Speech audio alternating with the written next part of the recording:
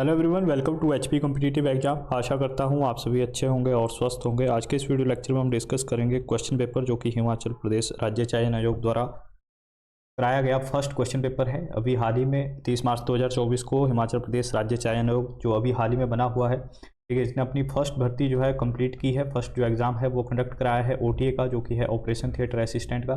इसने हमने कल के वीडियो में डिस्कस किया था कि जो ये भर्ती एजेंसी है इसका प्रोसीजर किस तरीके से है, किस तरीके से एग्ज़ाम कंडक्ट करा रही है। तो मैं इसको कल भी हमने बताया था, इसमें आपको ओवरव्यू दे देता हूँ, इसका रफली ओवरव्यू। तो इसमें 200 जो है क्वेश्चन आपसे पूछे जाते हैं। हर एक क्वेश्चन जो है आधे मार्क्स का है, यानी कि 100 मार्क्स का आपका पेपर बनेगा। ठीक है, 200 क्वेश्चन में से 120 क्वेश्चन जो है आपके सब्जेक्टिव फील्ड से है। जैसे ये पेपर जो था ये आपका ओटी असिस्टेंट का था, तो इसमें ऑपरेशन थिएटर से रिलेटेड ही क्वेश्चन जो है पूछे गए थे, 120 क्वेश्चन। ठीक है, और जो 80 क्वेश्चन बचे हैं उसमें से आपके 25 क्वेश्चन एचपी जीके के हैं डायरेक्टली, जो कि कल के वीडियो में हमने डिस्कस कर लिए थे। आज का जो हमारा वीडियो लेक्चर है इसमें हम 25 क्वेश्चन वो इंडिया जीके के पूछे जाते हैं, वो आज के इस वीडियो में डिस्कस करेंगे। India GK plus current affair इसमें रहता है। इसके अलावा जो 30 क्वेश्चन बच जाते हैं वो जो है इसमें English plus reasoning plus Hindi. ठीक है, ये तीनों सब्जेक्ट मिला के 30 क्वेश्चन पूछे जाते हैं। तो 80 क्वेश्चन का वेटेज जो है इस तरीके से इन्होंने जो है यहाँ पे डिवाइड कर रखा है। 25 क्वेश्चन एचपी जीके के, 25 क्वेश्चन जो है India GK plus current affair, और 30 क्वेश्चन जो है आपके इंग्लिश रीजनिंग और हिंदी। ठीक है, तो जो है मेन जो इसका फोकस है वो है आपका सब्जेक्टिव नॉलेज पे। जो आपका सब्जेक्ट होगा जिस भी एग्जाम के लिए जो है पेपर कंडक्ट कराया जाएगा, जैसे कि अभी जेओ के लिए बात करें हम, जूनियर ऑफिस असिस्टेंट के लिए, अगर आईटी के लिए वैकेंसी आती है तो आईटी फील्ड से ही, कंप्यूटर की फील्ड से ही आपके 120 क्वेश्चन होंगे। इसके अलावा जो 80 क्वेश्चन है वो आपके HP GK, India GK plus English reasoning और हिंदी के होंगे। ठीक है, तो हम आज के इस वीडियो लेक्चर की तरफ मूव करते हैं। इसका जो ओरिजिनल पीडीएफ है वो मैं प्रोवाइड करा चुका हूँ टेलीग्राम ग्रुप में, उसका लिंक डिस्क्रिप्शन में आपको मिल जाएगा। और जो ये पीडीएफ है ये प्रिंटेबल पीडीएफ है, इसका आप प्रिंट निकलवा सकते हो। ठीक है, इसका लिंक भी मैं जो है अपने टेलीग्राम ग्रुप में दे दूंगा, वहाँ से आप इसे डाउनलोड कर सकते हैं। फर्स्ट क्वेश्चन देखिएगा। फर्स्ट क्वेश्चन क्या पूछा गया था, which of the following state have the lowest sex ratio as per census 2011। ठीक है, 2011 की जो जनगणना थी उसके अनुसार निम्नलिखित में से किस राज्य का लिंगानुपात सबसे कम है। तो यहाँ पे जो ऑप्शन दे रखे हैं वही वहाँ पे एग्जाम में आए हुए थे, उत्तर प्रदेश, गुजरात, इसके अलावा आपका पंजाब और दिल्ली। ठीक है, तो इसका जो राइट आंसर दिया गया है अकॉर्डिंग टू आंसर की, दैट इज दिल्ली। लेकिन दिल्ली जो है यूटी है, तो इसमें आप क्लेम कर सकते हैं क्योंकि यहाँ पे जो क्वेश्चन दे रखा था वहाँ पे डायरेक्टली स्टेट पूछा गया है। ठीक है, तो यहाँ पे अगर ओब्लिक करके यहाँ पे यूटी दे दिया होता तो हम दिल्ली को क्लिक करते, लेकिन आंसर की में यहाँ पे दिल्ली दे रखा है।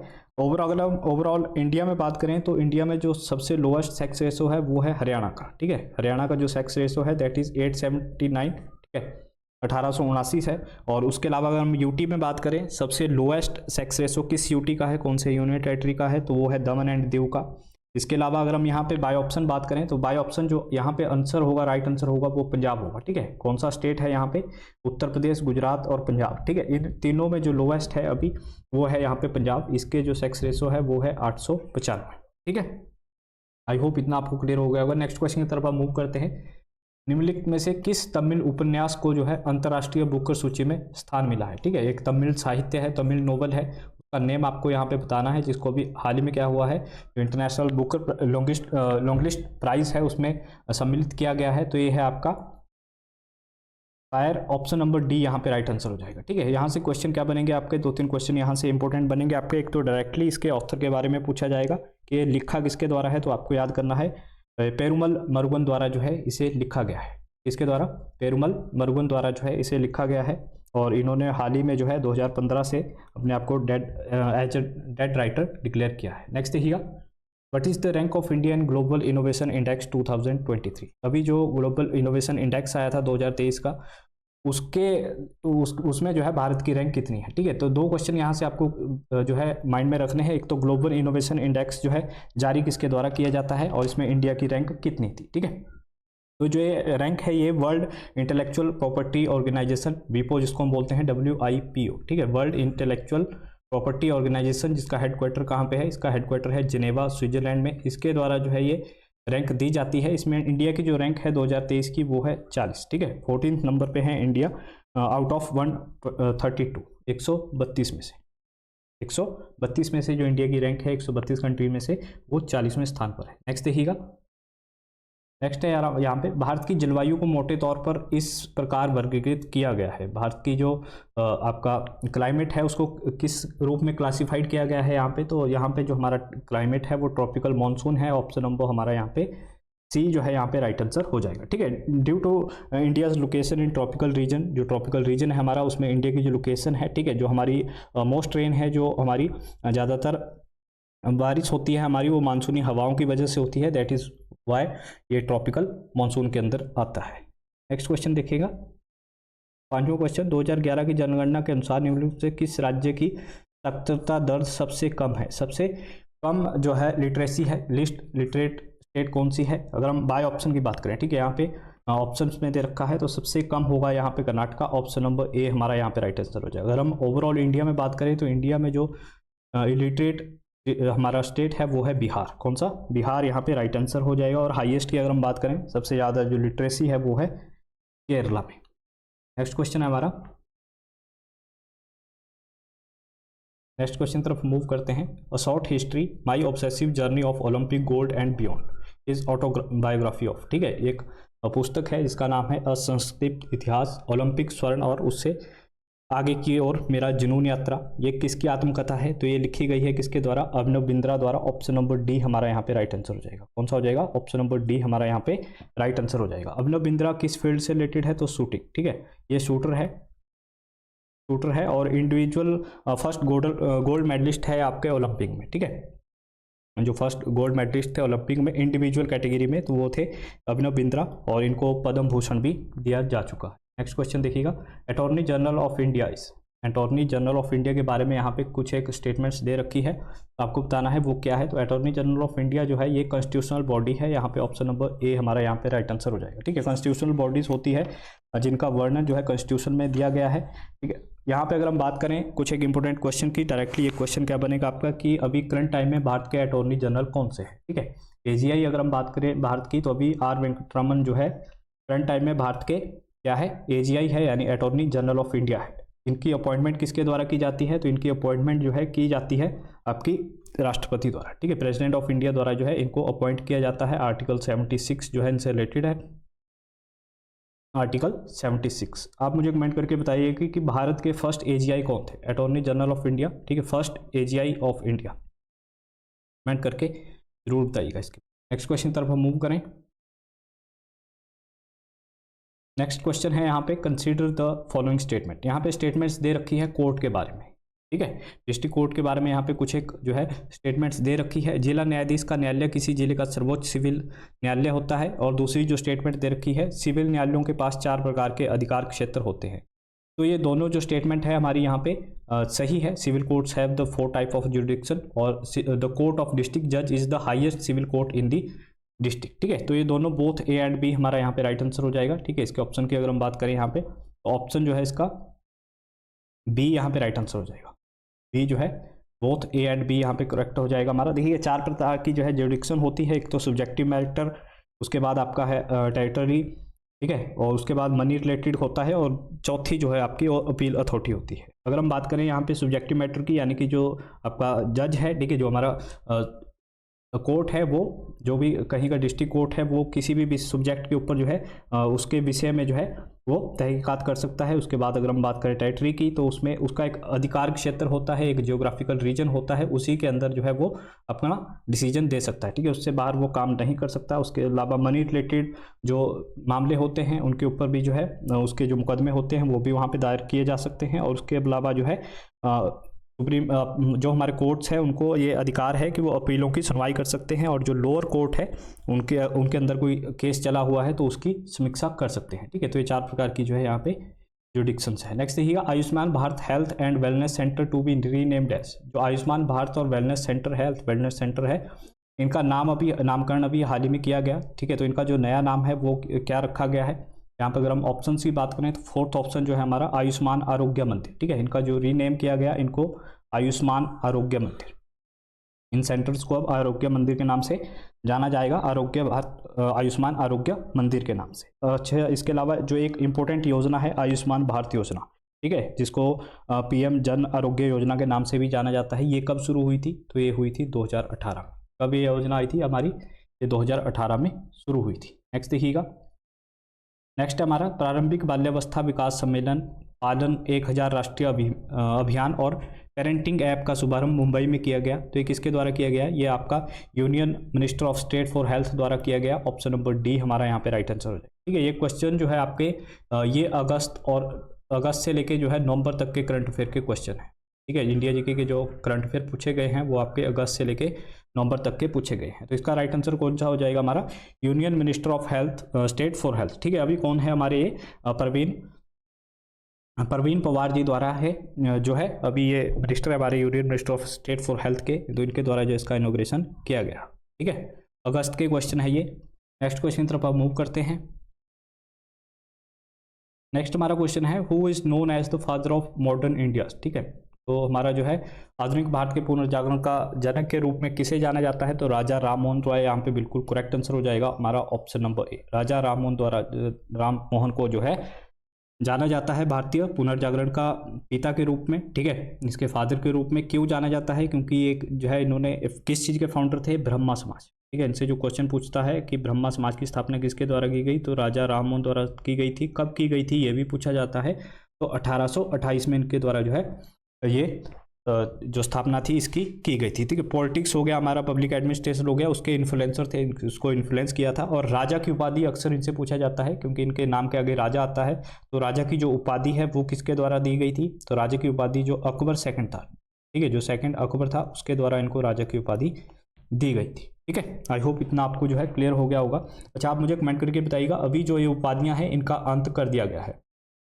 ठीक है, जितनी भी उपाधियां हैं जैसे राजा हो गया, आगे लगाते हैं हम। ठीक है, इन उपाधियों का अंत कर दिया गया है। भारत के जो हमारा संविधान है उसके कौन से आर्टिकल के तहत जो इसका अंत किया गया है? मैं आर्टिकल यहाँ पे आपको दे देता हूँ, आर्टिकल 15, 16, 17 और 18। ठीक है, कौन से आर्टिकल के तहत जो है उपाधियों का अंत किया गया है? कमेंट करके इसके बारे में बताइएगा। नेक्स्ट देखते हैं। नेक्स्ट हमारा यहाँ पे who became the third female grand master in chess from India. Bharat से जो है कौन शतरंज में तीसरी महिला ग्रैंड मास्टर बनी है? तो इनका नाम है यहाँ पे अगर हम बात करें वैशाली रमेश बाबू। ऑप्शन नंबर बी हमारा यहाँ पे राइट आंसर हो जाएगा। कौन सा हो जाएगा हमारा? वैशाली, यहाँ पे विशाली रमेश बाबू जो है इसका बिल्कुल करेक्ट आंसर हो जाएगा। यहाँ पे ऑप्शन दिखेगा आपके हरिका ड्रोनवाली। ठीक है, तो ये जो थी ये हमारी सेकंड थी। हरिका जो थी ये सेकंड ग्रैंड मास्टर थी, महिला ग्रैंड मास्टर। कोनेरू हम्पी की बात करें तो ये फर्स्ट ग्रैंड मास्टर थी इंडिया की, फर्स्ट फीमेल ग्रैंड मास्टर थी इंडिया की। टोटल अगर हम वुमेन ग्रैंड मास्टर की बात करें, टोटल वुमेन जो ग्रैंड मास्टर्स है इंडिया से वो है 23। ठीक है, अभी तक की कितनी है? 23 महिलाएं जो है वो ग्रैंड मास्टर है इंडिया की। नेक्स्ट देखिएगा, निम्न में से कौन सा सामाजिक आर्थिक समूह जो है 10 से अधिक लोगों का समूह है जो कि एक दूसरे की पारस्परिक व्यावसायिक आवश्यकताओं को पूरा करने के लिए सहायता करते हैं? तो इनको हम बोलते हैं सेल्फ हेल्प ग्रुप। ठीक है, स्वयं सहायता ग्रुप्स इनको कहा जाता है, जिसमें 10 से अधिक जो है जुड़े होते हैं एक दूसरे से। नेक्स्ट देखिएगा यहाँ पे अलगी डिवाइडेड इनटू। अलगी जो होता है, जो सवाल होता है वो विभाजित किया गया है। किस में विभाजित किया गया आता है हमारा? तो ये क्लोरोफिसिया हो गया हमारा, रोडोफिसिया हो गया और इसके बाद आपका फियोफिसिया हो गया। ठीक है, तो इसमें जो है ये डिवाइड किया जाता है। ऑप्शन नंबर हमारा यहाँ पे डी राइट आंसर हो जाएगा। ठीक है, तीन पार्ट में जो है सवाल डिवाइड हुआ होता है। नेक्स्ट देखिएगा, जीडीपी की जनगणना निम्नलिखित विधि द्वारा उपयोग करके की जाती है। तो जीडीपी की जो गणना है वैसे तो 4 मेथड होते हैं, लेकिन हम यहाँ पे बात करें तो यहाँ पे जो आंसर होगा वो होगा हमारा एक्सपेंडिचर मेथड। ठीक है, जो हमारी एक्सपेंडिचर अप्रोच है उसके द्वारा जो है जीडीपी की गणना की जाती है। जीडीपी की अगर हम फुल फॉर्म की बात करें तो ग्रॉस डोमेस्टिक प्रोडक्ट जो है इसकी फुल फॉर्म है, जो कि आपके 3rd या 4th ग्रेड के जो एग्जाम होंगे उन पर पूछी भी जा सकती है। और अभी हाल ही में आरबीआई द्वारा जो जीडीपी है भारत की आंकी गई है 2024-25 का जो फाइनेंशियल ईयर है उसमें वो रहने की संभावना है 7%। ठीक है, ये एग्जाम में पूछा जा सकता है। नेक्स्ट देखिएगा, सरहुल जो है निम्नलिखित में से किस जिला नहीं होगा, यहाँ पे कौन सा राज्य होगा? ठीक है, कौन से राज्य में जो है मनाया जाता है, कौन सी स्टेट में जो है सेलिब्रेट किया जाता है? तो ये झारखंड में सेलिब्रेट किया जाता है। ऑप्शन नंबर बी हमारा यहाँ पे राइट आंसर हो जाए। ठीक है, नए साल के आगमन पर जो है इसका सेलिब्रेशन होता है। नाम क्या है इसका? सरहुल। ठीक है, इसके अलावा जो नॉर्थ ईस्ट के हो गए, आपके जो साउथ के डांस हो गए, आपके त्यौहार हो गए, इनसे अक्सर क्वेश्चन पूछता है। ठीक है, और जो हमारा राज्य चयन आयोग है इसने कुछ एक क्वेश्चन जो है इन्हीं से पूछे हैं, जो आर्ट एंड कल्चर है वहाँ से क्वेश्चन पूछे हैं। अगर हम बात करें यहाँ पे एक क्वेश्चन जो कि इंपॉर्टेंट हो सकता है आपके विशु फेस्टिवल। ठीक है, तो ये आपका केरल का। उसके अलावा बिहू की बात करें तो बिहू कहाँ का है? बिहू है असम का। ठीक है। इसके अलावा और भी क्वेश्चंस है, जैसे हमने आप सबसे वादा किया था कि अभी हम एक सीरीज शुरू करेंगे 1500 जीके की, जिसमें हम HP GK plus India GK, ठीक है, जिस तरीके से जो हमारा राज्य चयन आयोग है वो भर्ती कर रहा है, उसमें जो 80 क्वेश्चन आते हैं उसी का एक ड्राफ्ट तैयार करके उसी के बेसिस पे क्वेश्चन बनाए जाएंगे। ठीक है, तो ये 1500 प्लस जो है क्वेश्चन की सीरीज रहेगी। अगर आप लोग सपोर्ट करेंगे तो हम इसको जल्दी ही शुरू कर देंगे। नेक्स्ट क्वेश्चन तरफ मूव करें। नेक्स्ट है हमारा, how many gold medal did India win the Asian games 2023? जो 2023 के एशिया गेम्स हुए उसमें भारत ने कितने जो है गोल्ड मेडल जीते हैं? तो अगर हम ऑप्शंस की बात करें यहाँ पे, तो ऑप्शन नंबर सी हमारा यहाँ पे राइट आंसर हो जाएगा 28। ठीक है, इंडिया ने जो है 28 गोल्ड मेडल जीते हैं और उसके अलावा 38 जो है यहाँ पे सिल्वर मेडल इंडिया ने जीते हैं एशियन गेम्स में, और उसके बाद जो है 41 यहाँ पे ब्रॉन्ज मेडल है। ठीक है, 41 क्या है यहाँ पे ब्रॉन्ज मेडल जीते गए। और जो ये आपके एशियन गेम्स हुए ये कहाँ पे हुए? ये चाइना के अंदर आपके कंडक्ट कराए। नेक्स्ट देखिएगा, विज्ञान और प्रौद्योगिकी 2022 के लिए गणितीय विज्ञान में शांति स्वरूप भटनागर पुरस्कार किसने जीता है? तो ये दिया गया है किसको? ये दिया गया है अपूर्वा खरे को। ऑप्शन नंबर हमारा यहाँ पे राइट आंसर हो जाएगा डी। ठीक है, अपूर्वा खरे यहाँ पे राइट आंसर हो जाएगा। इनको जो है ये अवार्ड दिया गया है। देखिएगा, जो शांति स्वरूप भटनागर पुरस्कार है ये साइंटिस्ट को दिया जाता है साइंस की फील्ड में। ठीक है, और इसमें जो एज रखी गई है वो है 45। जो 45 से नीचे के साइंटिस्ट है उनको ही ये अवार्ड दिया जाता है। नेक्स्ट है हमारा, Mahamastak Abhishek is celebrated by people of following religion. Mahamastak Abhishek, ठीक है, ये जो है किस धर्म के लोगों द्वारा मनाया जाता है? तो ये मनाया जाता है जैनिज्म द्वारा। ठीक है, जो हमारे जैन्स हैं उनके द्वारा। ऑप्शन नंबर सी हमारा यहाँ पे राइट आंसर हो जाएगा। ठीक है, अच्छा ये होता कहाँ पे है महामस्तक अभिषेक? ये होता है कर्नाटका के अंदर। कहाँ पे? कर्नाटका का जो श्रवण बेलगोला है वहाँ पे जो है ये कंडक्ट होता है। और इसके बारे में पूछा जा सकता है कि कितने साल बाद कंडक्ट होता है? तो ये हर 12 साल बाद। ठीक है, हर 12 साल बाद जो है ये कंडक्ट होता है। अभी 2030 में होगा ये। और जैनिज्म से बहुत सारे क्वेश्चन आपके एग्जाम में आते हैं। जो हमारा पहले राज्य चयन आयोग से पहले जो हमारा हमीरपुर बोर्ड था उसमें भी बहुत सारे क्वेश्चन जो है, जो हमारे बौद्धिज्म हो गया, जैनिज्म हो गया, यहाँ से बहुत सारे क्वेश्चन आते थे। टोटल अगर हम तीर्थंकरों की बात करें, गुरुओं की बात करें, जैन धर्म में कितने तीर्थंकर थे? तो वो थे 24। और फाउंडर कौन थे? तो ऋषभदेव जो थे वो फाउंडर थे जैन धर्म के। और अंतिम जो थे वो थे हमारे महावीर जैन। अंतिम जो 24वें तीर्थंकर थे वो थे महावीर जैन। नेक्स्ट देखिएगा यहाँ पे, who launch the Indian home rule league in Madras? Madras में जो है इसने भारतीय होम रूल लीग की स्थापना की थी। तो भारत के जो हमारा मद्रास है वहाँ पे ये की गई थी एनी बेसेंट द्वारा। ऑप्शन नंबर सी हमारा यहाँ पे राइट आंसर हो जाएगा। ठीक है, बाल गंगाधर तिलक द्वारा 1916 में इसकी जो है शुरू किया गया था होम रूल लीग। ये कहाँ पे शुरू किया गया था? बेलगाम में शुरू किया गया था। और जो एनी बेसेंट है इनके द्वारा ये मद्रास में शुरू किया गया था। कब?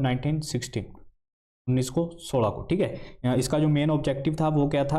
हमारा जो सेल्फ गवर्नमेंट है उसको अचीव करना। ठीक है, जो इसका मेन ऑब्जेक्टिव था वो था सेल्फ गवर्नमेंट को अचीव करना इंडिया में। नेक्स्ट देखिएगा, the principal tributary of Brahmaputra in India. Bharat में जो है ब्रह्मपुत्र की प्रमुख सहायक नदी कौन सी है? यहाँ पे अगर हम बात करें, 4 ऑप्शन दे रखे हैं हमारे यहाँ पे।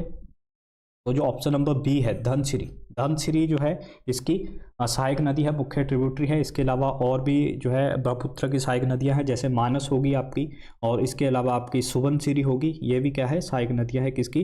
ब्रह्मपुत्र की। ब्रह्मपुत्र जो है आपकी ये कैलाश रेंज हिमालय से निकलती है, अरुणाचल असम होते हुए कहाँ पे मिलती है? ये बे ऑफ बंगाल में जाती है। ठीक है, और इसी नदी को याद कीजिएगा कुछ एक पॉइंट्स यहाँ पे। इसी नदी को असम के अंदर, असामी में जो इसको बोलते हैं लोहित नदी, लोहित नदी। और अरुणाचल में इसको अरुणाचली जो इसका नाम है दैट इज दिहांग नदी। ठीक है, और जो आपका बंगाल है, बंगाली में इसको बोलते हैं हम जमुना। ठीक है, ये इसी नदी के नाम है, बंगाल में इसको जमुना के नाम से जाना जाता है। नेक्स्ट देखिएगा, the earliest period of Tamil literature is known as. जो तमिल साहित्य था उसका जो प्रारंभिक काल था वो किस नाम से जाना जाता था? तो संगम लिटरेचर। ठीक है, संगम लिटरेचर यहाँ पे राइट आंसर हो जाएगा हमारा। संगम लिटरेचर के नाम से इसको जाना जाता था। नेक्स्ट देखिएगा, when was constitution of India adopted? Bharat का संविधान कब अपनाया गया था? 2 क्वेश्चन बनते हैं, एक तो भारत का संविधान कब अपनाया गया था और एक भारत का संविधान कब लागू हुआ था। ठीक है, अपनाया गया था यानी कि जो संविधान सभा थी जो संविधान को बना रही थी, जिसकी स्थापना हुई थी 1946 को। ठीक है, जो संविधान सभा जो बना रही थी इसको, जिसने पूरा मसौदा तैयार किया था, उन्होंने जो है इसको अडॉप्ट किया था 26 नवंबर 1949 को। कब? 26 नवंबर 1949 को इसको अडॉप्ट किया गया था, लेकिन इसको लागू किया गया था कब? 26 जनवरी 1950। कुछ एक जो इसके नियम थे, कानून थे, वो उसी समय लागू हो गए थे, लेकिन जो पूर्णतः से लागू हुआ था वो 26 जनवरी 1950 को लागू हुआ था। ठीक है, बहुत सारी कमेटियां थी इसमें, सब कमेटियां थी जिनके अध्यक्षों के बारे में अक्सर पूछा जाता है, लेकिन अगर हम संविधान सभा के अध्यक्ष की बात करें तो उनका नाम था राजेंद्र प्रसाद। ठीक है, जो स्थायी अध्यक्ष थे। नेक्स्ट देखिए, यहाँ पे अलग से एक स्टेटमेंट दे रखी है वाइस प्रेसिडेंट के बारे में, इनके ऊपर आपको विचार करना है। उपराष्ट्रपति का चुनाव जो है प्रतिनिधित्व प्रणाली के अनुसार संसद के दोनों सदनों के सदस्यों से मिलकर बने निर्वाचक मंडल के सदस्य द्वारा किया जाता है। और जो सेकंड स्टेटमेंट दे रखी है वो है कि उपराष्ट्रपति राज्यसभा का पदेन सभापति होता है। तो ये बिल्कुल दोनों जो है यहाँ पे करेक्ट है, हमारा ऑप्शन नंबर ए हमारा यहाँ पे राइट आंसर हो जाएगा। वो जो स्टेटमेंट है फर्स्ट और सेकंड जो है वो यहाँ पे करेक्ट आंसर हो जाएगा। ठीक है, कौन सा आर्टिकल जो है इससे डील करता है? तो आर्टिकल 66। ठीक है, हमारे संविधान का। अभी करंट टाइम में वाइस प्रेसिडेंट कौन है भारत के? तो जगदीप धनखड़ जी जो है अभी करंट टाइम में भारत के क्या है? वाइस प्रेसिडेंट है। अच्छा, वाइस प्रेसिडेंट की जो पोस्ट है वो भारत ने कौन से देश से अडॉप्ट की है, यानी कौन से देश से ली है? तो यूएसए से जो है हमने ये पोस्ट ली हुई है। नेक्स्ट देखिएगा 25वां क्वेश्चन, लास्ट क्वेश्चन है इसका। The Republican party in India was founded by. जो रिपब्लिकन पार्टी है इंडिया में उसकी स्थापना किसके द्वारा की गई थी? तो इसकी जो स्थापना है वो बी.आर. अम्बेडकर द्वारा की गई थी। ऑप्शन नंबर सी हमारा यहाँ पे राइट आंसर हो जाएगा। ठीक है, उसके बाद और ज़्यादा जो है इस पार्टी का नामकरण हुआ, उसके बाद बहुत सारी पार्टियां बनी। अभी जो है करंट टाइम में इस पार्टी का जो नाम है that is Bahujan Samaj party. ठीक है, और इसकी जो स्थापना है वो कांशीराम द्वारा की थी। आज के लिए बस इतना ही। आई होप आपको वीडियो लेक्चर अच्छा लगा होगा। Thank you for watching us. Have a good